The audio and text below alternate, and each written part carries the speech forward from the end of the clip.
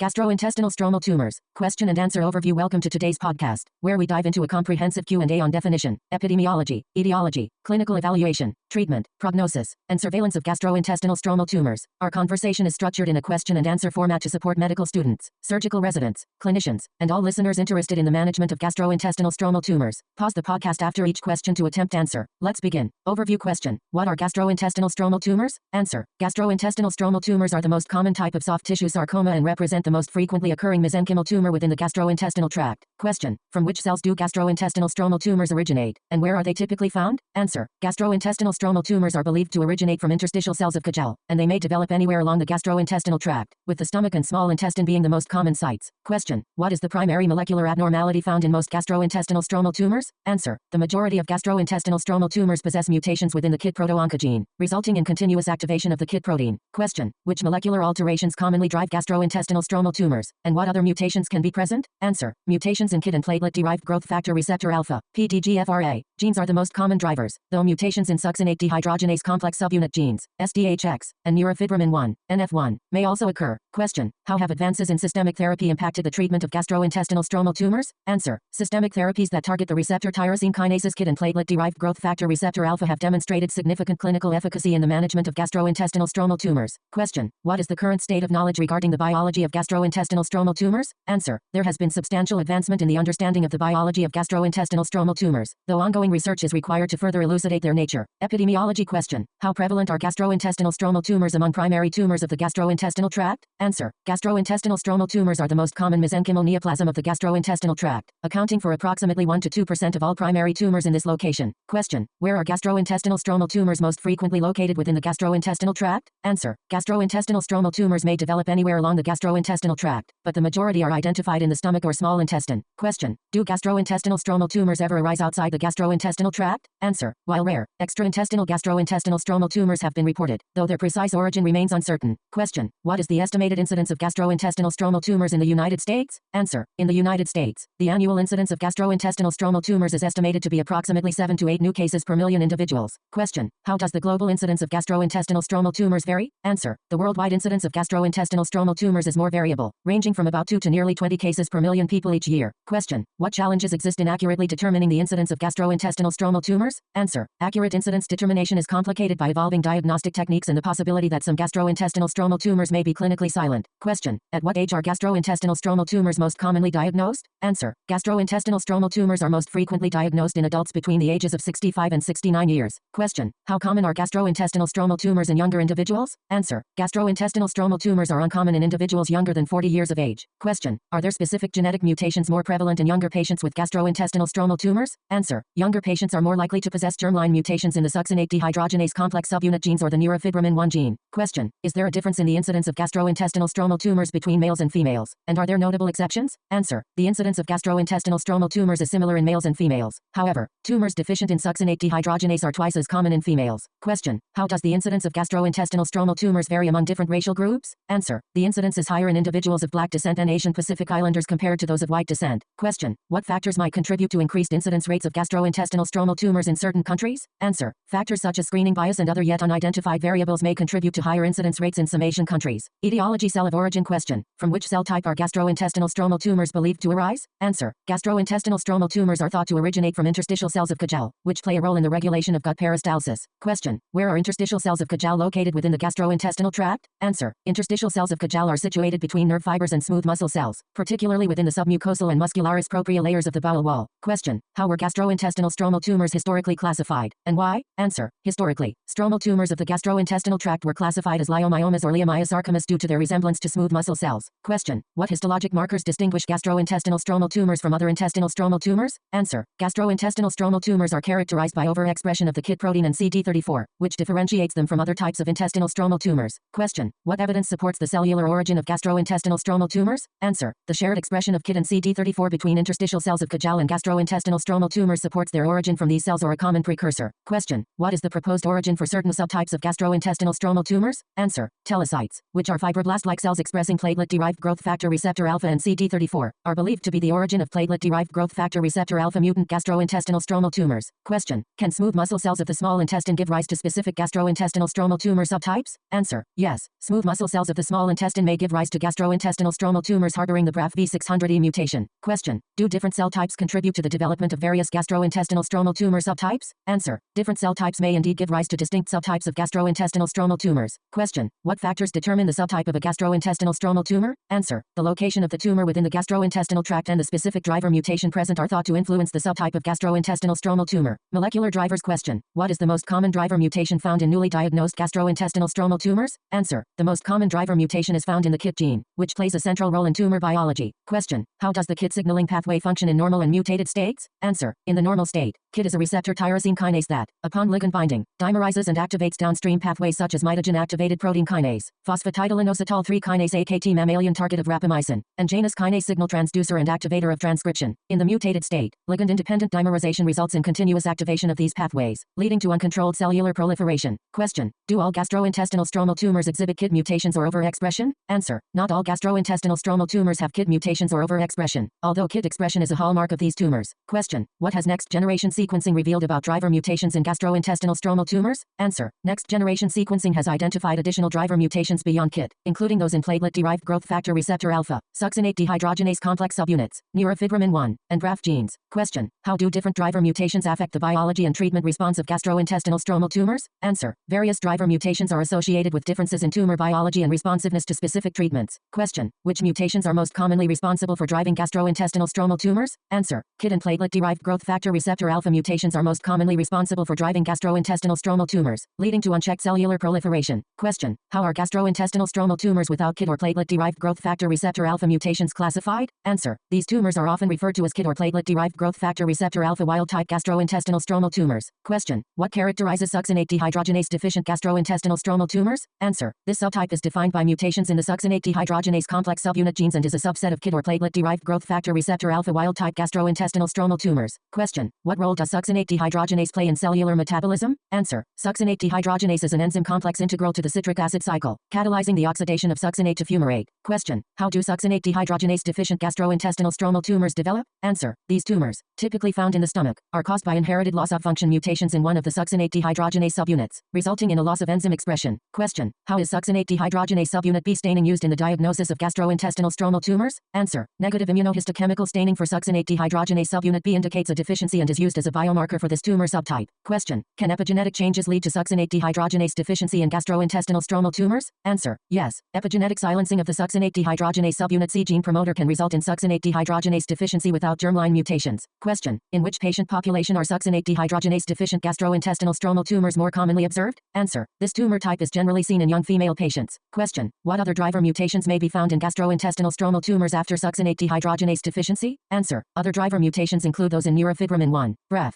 ETV6, NTRK3, fibroblast growth factor receptor 1 gene fusions, and other unknown or unclassified mutations. Hereditary syndromes. Question: are all gastrointestinal stromal tumors caused by sporadic mutations? Answer: while most gastrointestinal stromal tumors are caused by sporadic somatic mutations, a subset arises from germline mutations associated with hereditary syndromes. Question: what hereditary syndromes are associated with gastrointestinal stromal tumors? Answer: Neurofibromatosis type 1, familial gastrointestinal stromal tumor syndrome, and Carney-Straticus syndrome are hereditary syndromes linked with these tumors. Question: why is family history important in the evaluation of patients with gastrointestinal stromal tumors? Answer: a thorough family history is essential to identify hereditary syndromes in patients, guiding appropriate genetic counseling and testing. Neurofibromatosis type 1. Question: what is the genetic basis of neurofibromatosis type 1? Answer: neurofibromatosis type 1 is an autosomal dominant disorder caused by mutations in the Neurofibromin 1 gene. Question: what are the clinical features of neurofibromatosis type 1? Answer: clinical manifestations include skin lesions, neurofibromas, and an increased risk for various malignancies, including gastrointestinal stromal tumors. Question: what are the characteristics of gastrointestinal stromal tumors associated with neurofibromatosis type 1? Answer: these tumors commonly occur in the small intestine, are often recurrent and multifocal, exhibit spindle cell morphology, and show KIT protein overexpression. Familial gastrointestinal stromal tumor syndrome. Question: what genetic mutations are responsible for familial gastrointestinal stromal tumor syndrome? Answer: germline mutations in the KIT or platelet-derived growth factor receptor alpha genes are causative. Question: how does familial gastrointestinal stromal tumor syndrome typically present clinically? Answer: patients are predisposed to developing gastrointestinal stromal tumors, often at a young age and frequently with multiple tumors. Question: what additional additional symptoms may be observed in familial gastrointestinal stromal tumor syndrome? Answer. Additional symptoms may include skin hyperpigmentation, dysphagia, urticaria pigmentosa in the case of KIT mutations, and inflammatory fibroid polyps with platelet-derived growth factor receptor alpha mutations. Carney-Straticus syndrome question. How is Carney-Straticus syndrome defined? Answer. Carney-Straticus syndrome is a genetic condition characterized by an increased risk of gastrointestinal stromal tumors and paragangliomas. Question. What genetic mutations are associated with Carney-Straticus syndrome? Answer. The syndrome is caused by germline mutations in one of the succinate dehydrogenase complex subunit genes, leading to enzyme deficiency. Question. What is the typical clinical presentation of Carney-Straticus syndrome? Answer. Affected individuals may develop gastrointestinal stromal tumors at a young age and are at increased risk for paragangliomas. Non-hereditary syndrome question. What is the Carney Triad, and which tumors are associated with it? Answer. The Carney Triad is a condition that increases the risk for the development of gastrointestinal stromal tumors, paragangliomas, and pulmonary chondromas. Question. What is the molecular basis for succinate dehydrogenase deficient tumor expression in Carney Triad? Answer. Patients with Carney Triad often exhibit succinate dehydrogenase deficient tumors due to epigenetic silencing of the succinate dehydrogenase subunit C gene. Question. Is Carney Triad considered a hereditary syndrome? Answer. Carney Triad is not regarded as a hereditary syndrome. Clinical evaluation presentation question. How do gastrointestinal stromal tumors commonly present clinically? Answer. Most gastrointestinal stromal tumors are asymptomatic and are discovered incidentally during imaging studies or endoscopic procedures. Question. What is the typical appearance of gastrointestinal stromal tumors on imaging? Answer. On cross-sectional imaging, these tumors usually appear as well-encapsulated, homogeneous masses. Question. How do gastrointestinal stromal tumors typically appear during endoscopy? Answer. Endoscopically, they present as smooth submucosal masses arising from the fourth layer of the stomach wall. Question. What are the symptoms associated with small versus large gastrointestinal stromal tumors? Answer. Small tumors are often asymptomatic or cause minimal symptoms, while larger tumors may produce more pronounced clinical manifestations. Question. What symptoms are associated with tumors in the upper gastrointestinal tract? Answer. Common symptoms include abdominal pain, early satiety, bloating, and dyspepsia. Question. What symptoms might be observed with tumors in the lower gastrointestinal tract? Answer. Abdominal pain and bloating are typical symptoms in this context. Question. What additional clinical presentations may occur in patients with gastrointestinal stromal tumors? Answer. Patients may present with gastrointestinal bleeding, anemia, passage of black tarry stools, vomiting blood, infection, fever, tumor rupture, dissemination, intraperitoneal hemorrhage, and peritonitis. Question. What is the typical anatomical location of gastrointestinal stromal tumors, and what complications can arise? Answer. These tumors are typically submucosal but may ulcerate through the mucosal layer. Sinus tract formation can result in infection and fever, and rupture can lead to bleeding into the peritoneum and peritonitis. Question. How may disease presentation differ in patients with multifocal or metastatic gastrointestinal stromal tumors? Answer. Such patients may be asymptomatic or present with symptoms similar to those experienced with solitary tumors. Question. What are the most common sites of metastasis for gastrointestinal stromal tumors? Answer. The liver, omentum, and peritoneal surfaces are the primary sites of metastatic spread. Question. Is lymph node metastasis common in gastrointestinal stromal tumors? Answer. Lymph node metastasis is rare, except in succinate dehydrogenase deficient tumors and those with gene fusions such as ETV6, NTRK3 or fibroblast growth factor receptor 1. Question. Which patient populations are more likely to present with familial syndromes related to gastrointestinal stromal tumors? Answer. Pediatric, adolescent, and young adult patients are more likely to have familial syndromes. Question. What symptoms may be experienced by patients with Carney-Straticus syndrome or Carney Triad? Answer. These patients may exhibit symptoms related to excess catecholamine or metanephrine secretion, such as high blood pressure, headaches, and rapid heart rate. Differential diagnosis question. What conditions are included in the differential diagnosis of submucosal tumors in the gastrointestinal tract? Answer. The differential diagnosis encompasses benign tumors such as leiomyoma, schwannoma, hemangioma, desmoid tumors, plexiform fibromyxoma, glomus tumors, and pancreatic rests, as well as malignant tumors like leiomyosarcoma, lymphoma, neuroendocrine tumors, and metastatic lesions. Question. Why can diagnosing gastrointestinal stromal tumors be challenging? Answer. Many submucosal tumors present with clinical features similar to gastrointestinal stromal tumors, complicating accurate diagnosis. Question. What is the most reliable method for distinguishing gastrointestinal stromal tumors from other submucosal tumors? Answer. Histopathologic examination provides the highest degree of diagnostic certainty. Imaging question. What imaging modality is typically sufficient for evaluating suspected gastrointestinal stromal tumors? Answer. Contrast-enhanced computed tomography of the abdomen and pelvis is generally adequate for initial evaluation. Question. When is magnetic resonance imaging particularly useful in the evaluation of gastrointestinal stromal tumors? Answer. Magnetic resonance imaging is especially valuable for assessing tumors located in the rectum. Question. How do gastrointestinal stromal tumors appear on cross-sectional imaging? Answer. These tumors are often seen as smooth, highly enhancing masses. Question. What is the difference in imaging appearance between small and large gastrointestinal stromal tumors? Answer. Small tumors tend to appear homogeneous, while larger tumors display heterogeneity due to necrosis, hemorrhage, or degeneration. Question. When is chest imaging indicated in patients with gastrointestinal stromal tumors? Answer. Chest imaging is typically reserved for cases with advanced disease, as lung metastases are uncommon. Question. What is the role of positron emission tomography computed tomography in the evaluation of gastrointestinal stromal tumors? Answer. Positron emission tomography computed tomography may be considered when diagnostic uncertainty remains, but is not routinely necessary if the tumor is well visualized on computed tomography or magnetic resonance imaging. Diagnostic procedures question. Which diagnostic procedures are employed for suspected gastrointestinal stromal tumors? Answer. Endoscopy and endoscopic ultrasound are performed in addition to cross-sectional imaging. imaging. Question: what is the role of endoscopy in the diagnosis of gastrointestinal stromal tumors? Answer: endoscopy assists with tumor characterization, biopsy, and histopathologic assessment. Question: how does tumor accessibility affect the choice of endoscopic procedure? Answer: accessibility determines whether esophagogastroduodenoscopy, double balloon enteroscopy, or colonoscopy is utilized. Question: what is the typical endoscopic appearance of a gastrointestinal stromal tumor? Answer: these tumors generally present as submucosal masses with smooth margins and normal overlying mucosa. Question: what findings on endoscopic ultrasound support the diagnosis of gastrointestinal stromal tumor? Answer: endoscopic ultrasound can confirm the layer of origin, intramural versus extramural, and typically reveals hypoechoic, homogeneous masses with well-defined margins within the muscularis mucosa or muscularis propria. Question: what high-risk features may be identified on endoscopic ultrasound? Answer: high-risk features include irregular borders,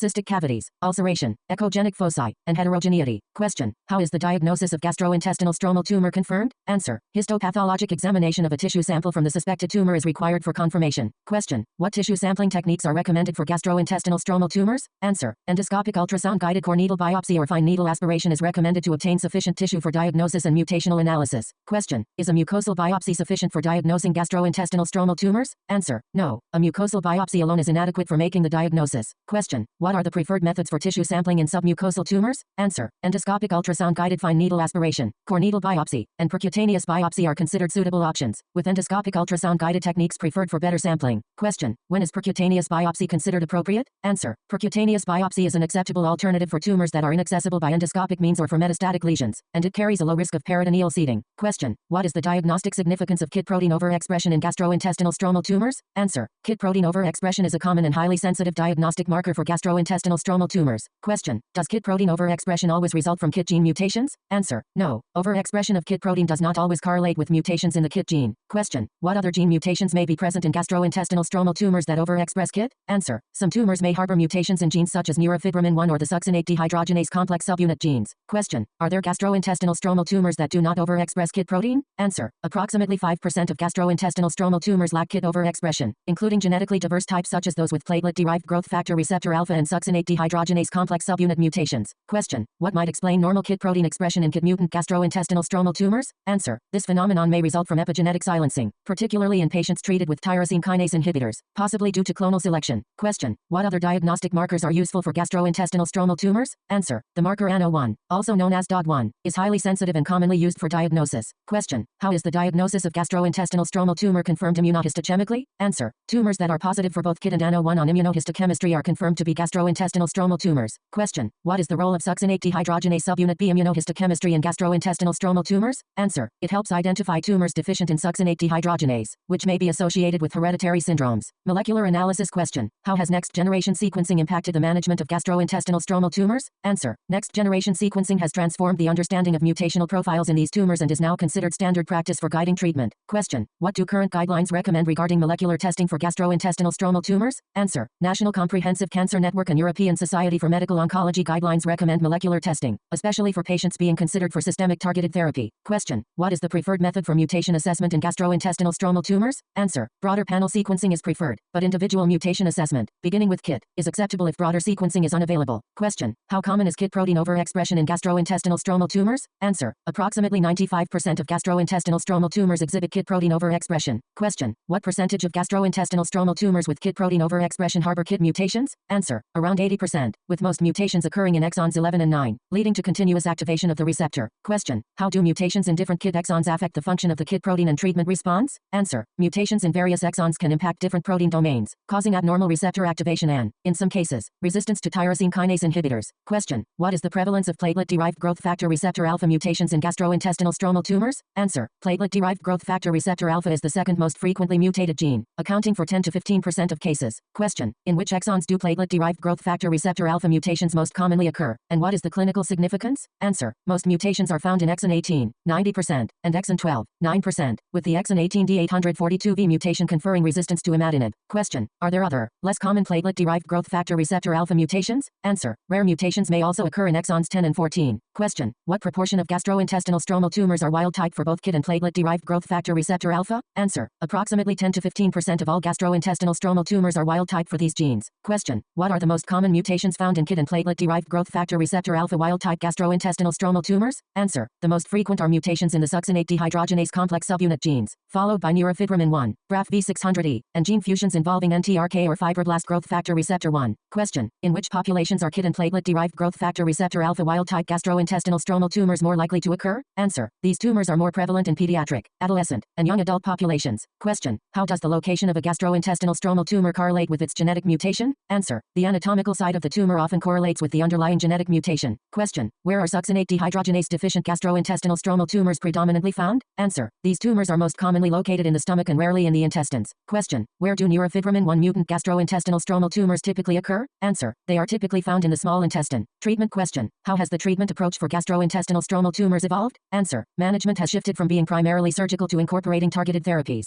Question. What is the current role of tyrosine kinase inhibitors in the treatment of gastrointestinal stromal tumors? Answer. Tyrosine kinase inhibitors, particularly Imatinib, are now effective for patients with unresectable or metastatic gastrointestinal stromal tumors. Question. Were traditional treatments such as radiation and chemotherapy effective for gastrointestinal stromal tumors? Answer. No. Radiation and chemotherapy were generally ineffective in treating these tumors. Question. What is the current standard for managing gastrointestinal stromal tumors? Answer. Surgical therapy remains central to management, but multiple tyrosine kinase inhibitors are now available as part of the therapeutic arsenal. Question. Why is a multidisciplinary approach recommended for gastrointestinal stromal tumor management? Answer. Involvement of a multidisciplinary tumor board ensures optimal care and tailored treatment strategies. Question. How do the latest guidelines assist in the management of gastrointestinal stromal tumors? Answer. New guidelines provide an algorithmic approach to clinical decision-making for these tumors. Surgical treatment question. What is the role of surgical resection in the treatment of gastrointestinal stromal tumors? Answer. Surgical resection is a cornerstone of treatment for localized, locally advanced, or metastatic disease. Question. What factors influence a patient's suitability for surgical intervention? Answer. Factors include the patient's surgical risk, extent of disease, tumor size, and anatomical location. Question. What are the key surgical principles in the management of gastrointestinal stromal tumors? Answer. Surgery should achieve complete macroscopic and microscopic resection, avoid disruption of the tumor capsule, and include exploration for metastases. Small gastrointestinal stromal tumors, less than 2 centimeters in size. Question. What is the recommended management for small gastrointestinal stromal tumors, up to 2 centimeters? Answer. Conservative management is generally advised, in accordance with international guidelines. Question. When is resection recommended for small gastrointestinal stromal tumors? Answer. Resection is advised for all esophageal, small bowel, and colorectal tumors regardless of size, and for gastric tumors exhibiting high-risk features. Question. What is the approach to gastric gastrointestinal stromal tumors less than 2 centimeters without high-risk features? Answer. Active surveillance is an option, with surgery considered if symptoms, new high-risk features, or tumor growth are observed. Localized disease question. What is the surgical goal in patients with localized gastrointestinal stromal tumors? Answer. The aim is to achieve complete resection with microscopically negative margins and maximal preservation of organ function. Question. How should positive microscopic margins, R1, be managed following resection? Answer. Active surveillance is recommended rather than reoperation. Question. Is routine lymphadenectomy required in the surgical management of gastrointestinal stromal tumors? Answer. Lymphadenectomy is not routinely performed unless there is lymphadenopathy associated with succinate dehydrogenase deficient or gene fusion positive tumors. Question. What are the typical surgical approaches for gastric gastrointestinal stromal tumors? Answer. Partial gastrectomy, wedge resection, or distal gastrectomy are most commonly performed, with total gastrectomy rarely needed. Question. How are small intestinal gastrointestinal stromal tumors managed surgically? Answer. Segmental resection is the standard approach. Question. What is the preferred surgical approach for duodenal gastrointestinal stromal tumors? Answer. Local resection is preferred, but pancreaticoduodenectomy may be required in complex cases, potentially with neoadjuvant therapy. Question. How are colonic gastrointestinal stromal tumors managed? Answer. Standard colectomy is generally sufficient. Mesenteric excision is not usually necessary. Question. What surgical options are considered for rectal gastrointestinal stromal tumors? Answer. Management depends on tumor size and location, possibly requiring extensive surgery such as low anterior resection or abdominoperineal resection. Question. When is neoadjuvant therapy considered for rectal gastrointestinal stromal tumors? Answer. Neoadjuvant therapy may be used to shrink the tumor and facilitate resection, potentially via a transanal approach. Question. How are esophageal and gastric gastrointestinal stromal tumors managed? Answer. Local resection is performed for small tumors, while esophagectomy may be required for larger lesions. Question. When should neoadjuvant therapy be considered prior to surgical intervention? Answer. Neoadjuvant therapy should be considered for tumors in challenging anatomical locations. Question. What surgical technique is preferred for resecting localized gastrointestinal stromal tumors? Answer. Minimally invasive techniques are preferred when feasible and safe.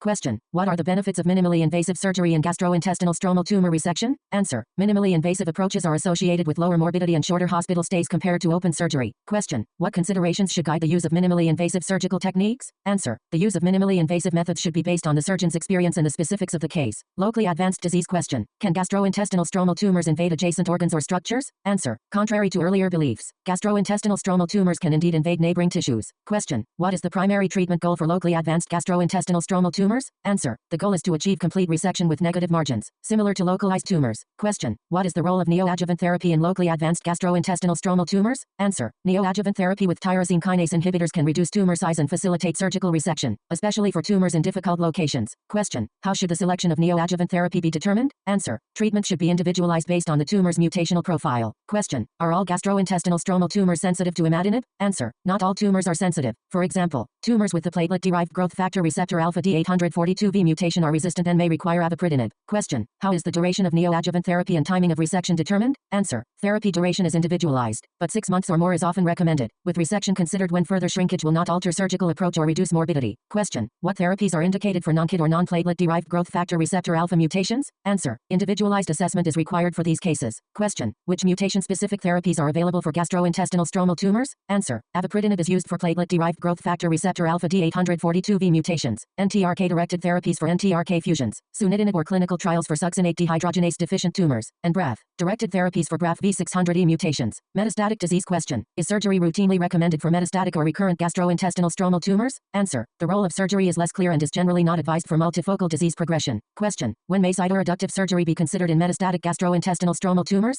Answer: cytoreductive surgery may be considered for patients with potentially resectable, treatment-responsive or stable disease, or in cases of unifocal progression. Question: does surgical resection improve progression-free or overall survival in metastatic gastrointestinal stromal tumors? Answer: there is no level 1 evidence showing improved survival, but patients with less advanced disease and earlier line therapies tend to have better outcomes. Question: what are the goals of operative management in metastatic gastrointestinal stromal tumors? Answer: the main objectives are to remove both primary and metastatic tumors. Question: what potential benefits does cytoreductive surgery provide in metastatic gastrointestinal stromal tumors? Answer: cytoreduction may reduce the risk of tumor resistance and decrease clonal heterogeneity. Question: what are the limitations of targeted therapy in metastatic gastrointestinal stromal tumors? Answer: while targeted therapy can control tumor growth, resistance often develops over time. Question: what do retrospective studies suggest about cytoreductive surgery in metastatic gastrointestinal stromal tumors? Answer: retrospective data indicate potential for better disease control and longer overall survival in highly selected patients. Question: should cytoreductive surgery be performed in patients with generalized progression during targeted therapy? Answer: no. Cytoreductive surgery is not beneficial and should be avoided in these patients. Question: should systemic therapy be continued after surgery for metastatic gastrointestinal stromal tumors? Answer: systemic therapy should be continued indefinitely to prevent rapid disease progression. Medical treatment. Question: how has systemic therapy advanced for gastrointestinal stromal tumors in recent decades? Answer: there have been significant improvements, especially following the discovery of oncogenic KIT mutations. Question: what is the mechanism of action of Imatinib in gastrointestinal stromal tumors? Answer: Imatinib is an oral tyrosine kinase inhibitor that blocks KIT and platelet-derived growth factor receptor tyrosine kinases by competitively inhibiting their adenosine triphosphate binding domain. Question: for what condition was Imatinib initially developed and approved? Answer: Imatinib was originally developed to target the BCR-ABL fusion protein in chronic myelogenous leukemia and was first approved for this indication. Question: what is the current role of Imatinib in the management of gastrointestinal stromal tumors? Answer: Imatinib is now the first-line agent for neoadjuvant therapy, adjuvant therapy, and metastatic disease in gastrointestinal stromal tumors. Question: what other tyrosine kinase inhibitors have been developed for gastrointestinal stromal tumors? Answer: additional agents include sunitinib, regorafenib, and ripretinib.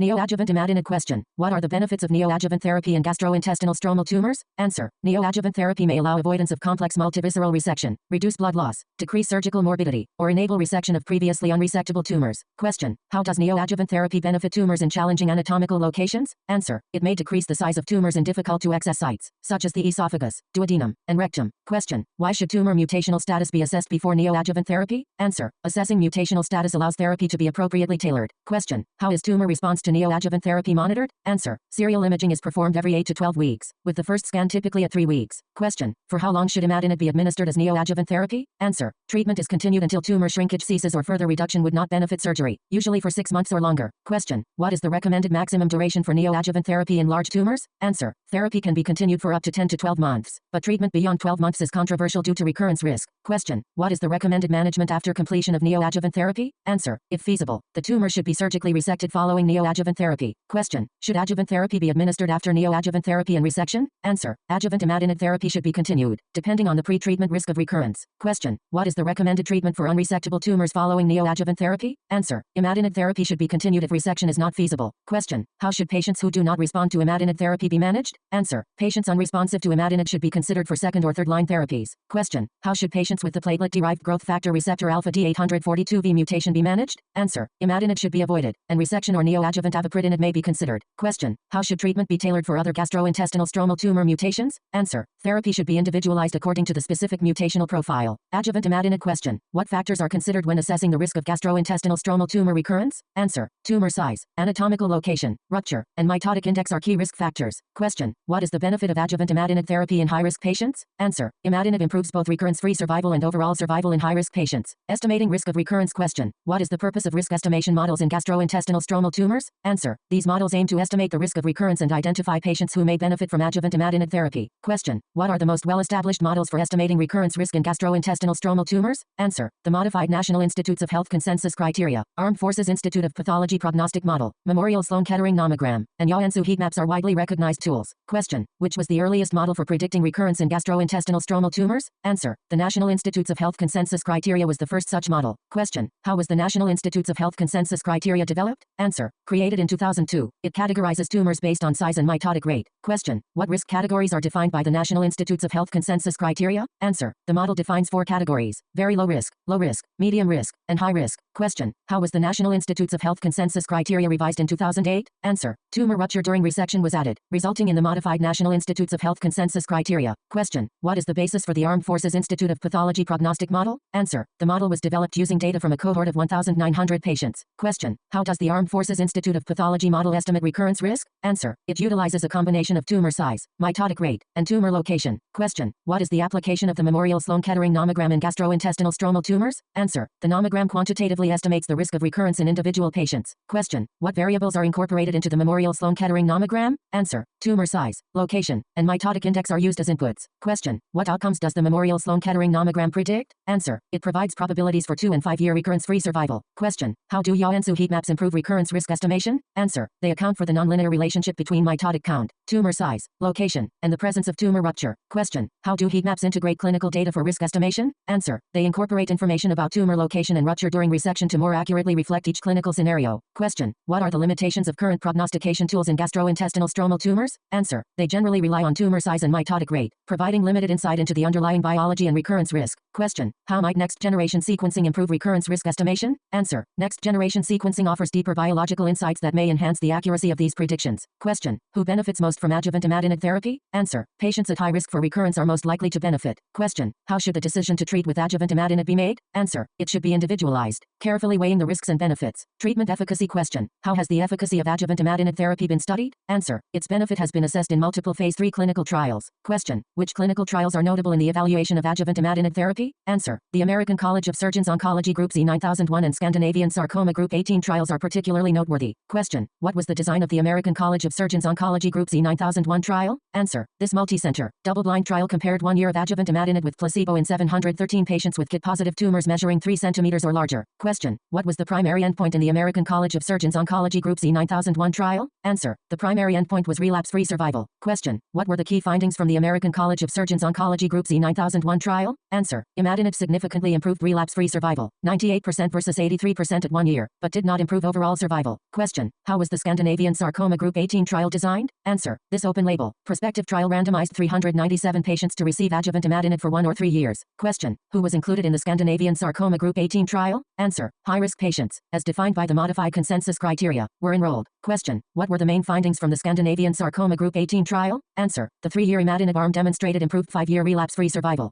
66% versus 48%, and overall survival, 92% versus 82%, compared to the 1-year arm. Question. What was the objective of the PERSIST-5 trial? Answer. The objective was to evaluate whether 5 years of adjuvant Imatinib improved outcomes in gastrointestinal stromal tumor patients. Question. What were the results of the PERSIST-5 trial? Answer. Among 46 patients who completed 5 years of adjuvant Imatinib, there were no tumor recurrences in those with Imatinib-sensitive mutations. Question. Is adjuvant Imatinib therapy effective for gastrointestinal stromal tumors after resection? Answer. Yes, it is effective, particularly in patients at high risk of recurrence. Question. What is the recommended duration for adjuvant Imatinib therapy? Answer. At least 3 years is beneficial, and lifelong therapy is often considered for high-risk patients, though this has not been tested in clinical trials. Question. What do current guidelines recommend regarding adjuvant therapy? Answer. Adjuvant Imatinib is recommended for high-risk patients and may be considered for intermediate-risk patients with sensitive mutations. Targeted therapy for metastatic disease. Question. What is the standard first-line therapy for metastatic gastrointestinal stromal tumors? tumors? Answer. Imatinib is the standard initial therapy. Question. Why should mutational profiling be performed before initiating imatinib therapy? Answer. It ensures that treatment is appropriate for the tumor-specific genetic profile. Question. What alternative therapies are available for patients with imatinib-resistant mutations? Answer. Such patients should receive mutation-specific therapy or be considered for clinical trials. Treatment with tyrosine kinase inhibitors. Question. What is the efficacy of imatinib in metastatic gastrointestinal stromal tumors with KIT or platelet-derived growth factor receptor alpha mutations? Answer. Imatinib induces rapid, profound, and sustained clinical responses in these patients. Question. What is the response rate to imatinib in advanced gastrointestinal stromal tumors? Answer. Over 80% of patients achieve either a partial response or stable disease. Question. What is the survival benefit associated with imatinib treatment in gastrointestinal stromal tumors? Answer. Patients treated with imatinib have a median overall survival of 57 months, compared to 20 months with standard care. Question. Is resistance to imatinib therapy a concern in gastrointestinal stromal tumors? Answer. Yes. Many patients develop resistance after an initial favorable response. Question. How long should treatment with imatinib be continued in the absence of disease progression? Answer. Treatment should be continued indefinitely if there is no evidence of progression. Question. What is the median time to progression after starting imatinib therapy? Answer. The median time to progression is 2 to 3 years. Question. How is tumor response evaluated during imatinib therapy? Answer. Response evaluation criteria in solid tumors and CHOI criteria are commonly used. Question. Why are the CHOI criteria advantageous in evaluating gastrointestinal stromal tumor response? Answer. These criteria, which assess tumor density and size, better correlate with disease-specific survival and progression. Question. How frequently should imaging be performed to monitor response to therapy? Answer. Serial cross-sectional imaging, computed tomography or magnetic resonance imaging, should be conducted every 8 to 12 weeks. Effective dose. Question. What is the standard dose of imatinib for gastrointestinal stromal tumors? Answer. The standard dose is 400 milligrams. Question. Is there a benefit to administering higher doses of imatinib? Answer. One trial found no difference in overall or progression-free survival, while another showed a higher progression-free survival at 25 months. Though this difference disappeared with longer follow-up, no difference in overall survival was observed. Question. Which patients should receive higher doses of imatinib? Answer. Patients with KIT exon 9 mutations should receive 800 milligrams, as they experience significantly longer progression-free survival and higher response rates. Treatment for platelet-derived growth factor receptor alpha D842V mutations. Question. What is the preferred treatment for patients with the platelet-derived growth factor receptor alpha D842V mutation? Answer. Avapritinib is effective for these patients, who are resistant to imatinib. Question. What were the results of clinical trials evaluating avapritinib for this mutation? Answer. In a phase 1 trial, 83% of patients achieved 1-year progression-free survival, and 91% showed complete or partial response. Question. What are the notable side effects of avapritinib? Answer. Avapritinib can cause anemia, edema, elevated bilirubin, and central nervous system toxicity, which may be more significant than those associated with imatinib. Treatment of refractory disease. Question. What is the mechanism of imatinib resistance in gastrointestinal stromal tumors? Answer. Acquired mutations in the KIT gene, particularly in exons 13 and 14, adenosine triphosphate binding pocket, or 17 and 18, activation loop, lead to resistance in KIT mutant tumors. Question. What is the standard second-line treatment for imatinib-resistant gastrointestinal stromal tumors? Answer. Sunitinib, a tyrosine kinase inhibitor targeting KIT, platelet-derived growth factor receptor, and vascular endothelial growth factor receptors, is standard. Question. What is the efficacy of sunitinib in imatinib-resistant gastrointestinal stromal tumors? Answer. In a phase 3 trial, sunitinib significantly improved progression-free survival, 27 weeks, compared to placebo, 6 weeks, with 7% partial response and 58% stable disease. Question. What is the standard third-line treatment for gastrointestinal stromal tumors refractory to sunitinib? Answer. Regorafenib is the accepted third-line therapy. Question. What is the mechanism of action of regorafenib? Answer. Regorafenib targets KIT, platelet-derived growth factor receptor, and vascular endothelial growth factor receptors. Question. What is the efficacy of regorafenib in refractory gastrointestinal stromal tumors? Answer. In a phase 3 trial, regorafenib achieved a progression-free survival of approximately 19 weeks compared to 4 weeks for placebo. Question. What is the fourth-line treatment option for gastrointestinal stromal tumors intolerant of or refractory to imatinib,